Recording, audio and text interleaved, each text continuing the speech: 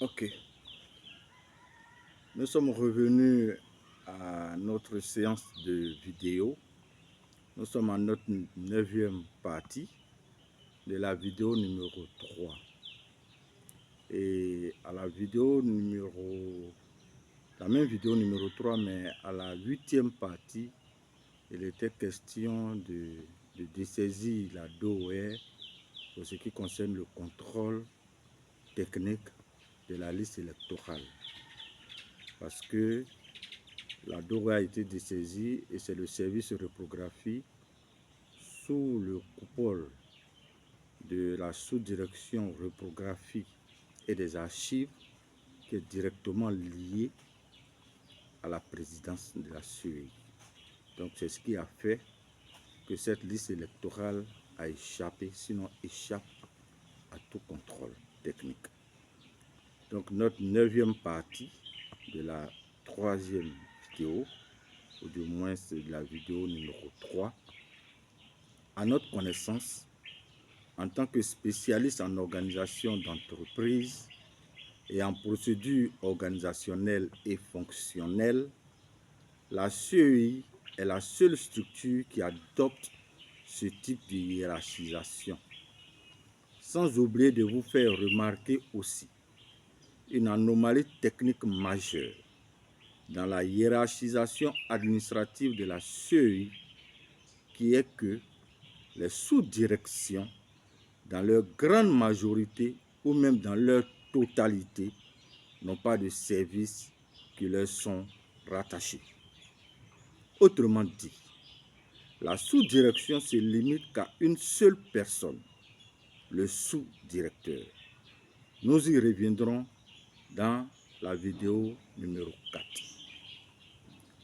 Donc, les incohérences relevées sur la liste électorale par ses partenaires politiques, incriminant fortement la CEI, peuvent se prouver techniquement par un raisonnement par récurrence en rapport avec les procédures d'inscription sur la liste électorale et en fonction de la typologie des incohérences ou de fraudes sur cette liste. Vu le comportement inexplicable et la réaction absconse de certains dirigeants de la CEI quand on leur parle d'un audit de la liste électorale, ou qui arrivent à expliquer la situation des fraudeurs sur cette liste électorale, nous amène à douter davantage de cette institution chargée des élections. Le président de la CEI, qui se met à expliquer en 2023 le cas de fraudeurs sur la liste électorale dont le nom de leur ascendant est marqué inconnu, en toute violation du code électoral, et reconnaît la défaillance des tablettes au cours des scrutins en 2023, en rigole, traitant cette défaillance de ces appareils de mort subite.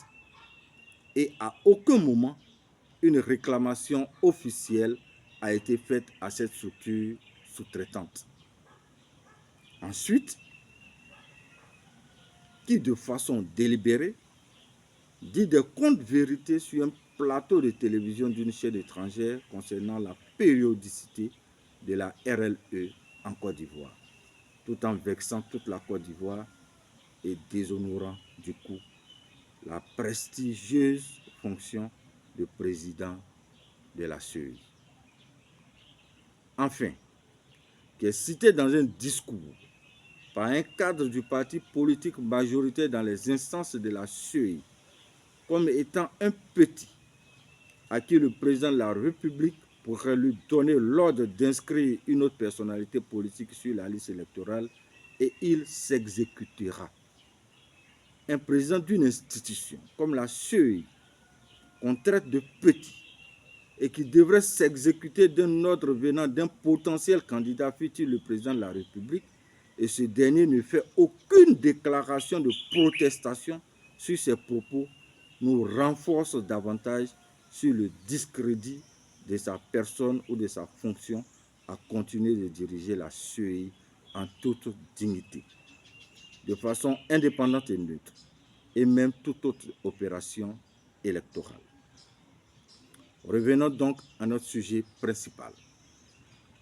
Alors, lorsque la CEI fait un travail en toute transparence et dans les règles de l'art, et que ses partenaires politiques, dont certains siègent à la commission centrale et locale, la société civile, le peuple de Côte d'Ivoire, dans sa grande majorité, dans un souci de transparence, demande de faire un audit, même pas un audit du processus électoral, mais seulement de la liste électorale, et cela depuis plus d'une décennie, et elle refuse de le faire.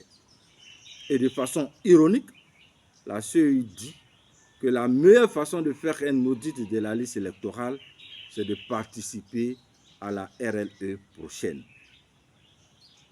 Cela ressemble au cas d'un DG, un directeur général d'une entreprise privée comme publique, à qui l'autorité supérieure demande de faire un audit pendant que celui-ci crie sur tous les toits que sa gestion est irréprochable et refuse toujours cette idée. Il ne veut même pas en entendre parler. Pour justifier le refus du contrôle de sa gestion, il dit que la meilleure façon de faire un audit, c'est de lui accorder plus de subventions ou d'augmenter le capital de la société. C'est exactement semblable à ce qui se passe à la CEI malheureusement. Ce système frauduleux de la CEI tire son origine depuis 2009, où l'ancien président de cette institution, cadre du même parti politique majoritaire dans les instances de la CEI hier, tout comme aujourd'hui, a introduit de façon frauduleuse entre 500 000 et 1 million de personnes sur la liste électorale, ce qui lui a valu son limogeage de cette fonction et son remplacement par un autre cadre de ce même parti politique. En 2010, c'est cette CEI, avec à sa tête ce nouveau président, qui a mis en place ce plan machiavélique de fraude formelle sur la liste électorale et informelle sur le terrain, créant du coup le chaos généralisé et la guerre militaro-civile en 2011, endeuillant la Côte d'Ivoire de milliers de morts et de dizaines de milliers de victimes de tout genre. Paix à leur âme et à son âme aussi. C'est cette même liste électorale que la CEI d'alors, 2010-2019, a élaborée en introduisant des dizaines de milliers, sinon des millions de fraudeurs et qui a toujours refusé de faire auditer la liste électorale sous la mandature de ce président. Tous les responsables de ce parti politique majoritaire dans les instances de la CEI aujourd'hui, tout comme hier, sont informés de cette forfaiture. Ce qui fait qu'aucun président de la CEI, issu de leur rang, ne peut prendre le risque de faire auditer cette liste électorale. Ni ce président actuel, ni un autre qui viendrait après lui n'acceptera de le faire. Nous prions cette direction actuelle de la CEI de bien vouloir nous faire mentir par des actes techniques qui sont mis à sa disposition, en l'occurrence, soit un audit du processus électoral, soit de la liste électorale.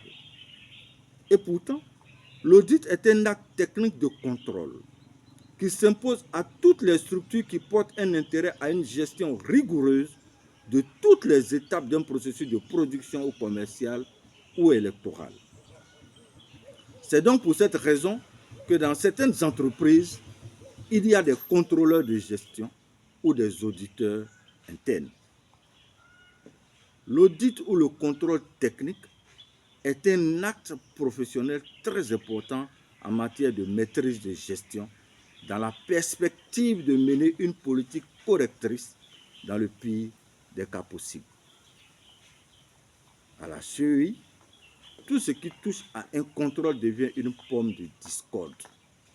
Et tout ce qui tend à rendre le système électoral transparent est proposé que par des partenaires extérieurs. Premier exemple, l'idée de remettre une copie du procès-verbal aux représentants des candidats est une idée qui ne vient pas de la CEI.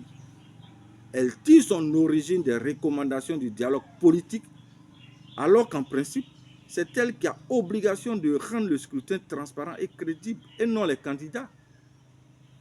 Deuxième exemple, l'idée de l'audit vient surtout des partis politiques et de la société civile. La CEI est la seule institution financée par le contribuable ivoirien et qui refuse de se faire auditer ou du moins faire auditer sa liste électorale. Merci et à très bientôt pour la 10e partie de la vidéo numéro 3.